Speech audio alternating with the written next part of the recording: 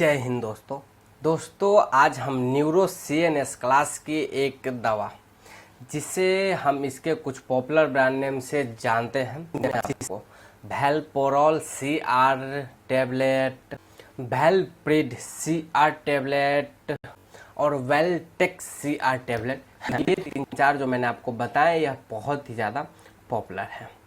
यहाँ CR tablet का मतलब कंट्रोल्ड रिलीज टैबलेट है। यह जो वैलपोरॉल CR टैबलेट है यह आपको अलग अलग स्ट्रेंथ में मिल जाती है, जिसमें आपको वैलपोरॉल CR 200, 200 mg, 300 mg और 500 mg की अलग अलग स्ट्रेंथ में मिल जाती है। बट सबसे ज़्यादा जो 300 मिलीग्राम के स्ट्रेंथ वाली टैबलेट होती है, जिसे हम वैलपोरॉल CR 300 के नाम से जानते हैं, वह पेशेंट को रिकमेंड किया जाता है।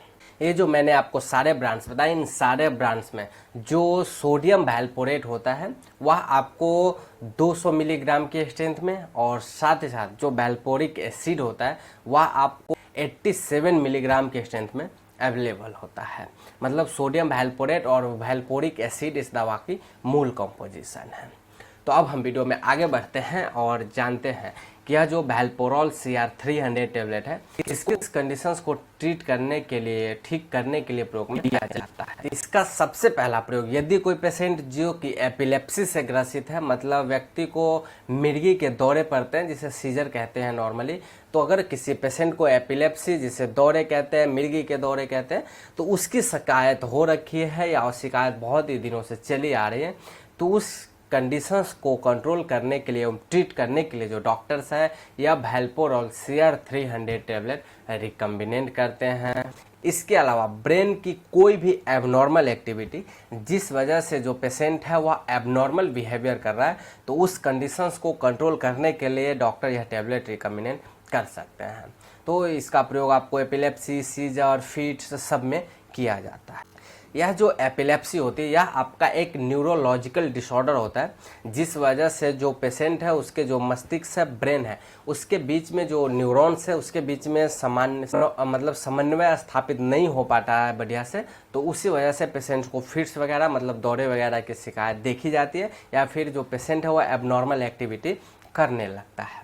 तो उन सारे कंडीशंस को कंट्रोल करने के लिए जो डॉक्टर्स है या वैलपोरॉल CR 300 टैबलेट रिकमेंड कर सकते हैं। यह जो वैलपोरॉल CR टैबलेट है, यह टैबलेट जो हमारे ब्रेन के नर्व सेल्स है उसको यह रिलैक्स करता है, जिस वजह से पेशेंट बहुत ही बढ़िया फील करता है।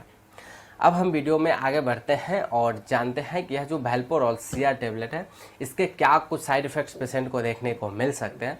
तो इसके सबसे पहले कॉमन साइड इफ़ेक्ट्स में पेशेंट को नोजिया, वोमिटिंग जैसी समस्या देखने को मिल सकती है। इसके अलावा पेशेंट को ट्रिमर्स वगैरह की समस्या देखने को मिल सकती है, और कई बार पेशेंट को थोड़ी नींद वगैरह भी आ सकती है।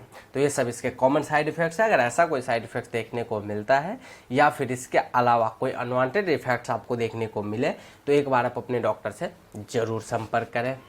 और अब अगर हम ये जो वैलपोरॉल CR टैबलेट है इसकी डोज और ड्यूरेशन की बात करें, तो इसकी डोज पेशेंट की कंडीशंस के ऊपर डिपेंड करता है, जो कि डॉक्टर निर्धारित करते हैं पेशेंट की हेल्थ कंडीशंस को जांचने के बाद।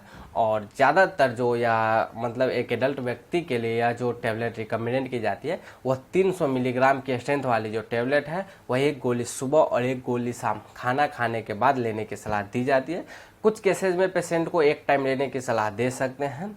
और इसके अलावा इसे जो टाइम टेबल है वह टाइम टेबल आपकी कंडीशंस के ऊपर डिपेंड करता है। जब तक आप पूरी तरह से क्योर नहीं हो जाते तब तक जो डॉक्टर्स है वो अलग अलग स्ट्रेंथ की वाली टैबलेट या फिर इसी CNS क्लास के अलग अलग ड्रग्स आपको रिकमेंड कर सकते हैं। और अब वीडियो के लास्ट में अगर हम इसके सेफ्टी एडवाइस और प्रिकॉशंस की बात करें, तो प्रिकॉशंस में मैं यही बताऊंगा कि यह जो टैबलेट है बहुत ही घातक टैबलेट है, तो बिना डॉक्टर के प्रिस्क्रिप्शन से आप इसे प्रयोग में ना लें। अगर डॉक्टर का रिकमेंडेशन है तभी आप इसे प्रयोग में लें।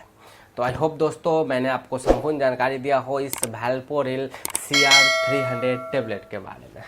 तो मिलता हूँ अब आपसे अगले वीडियो में किसी अगले टॉपिक के साथ।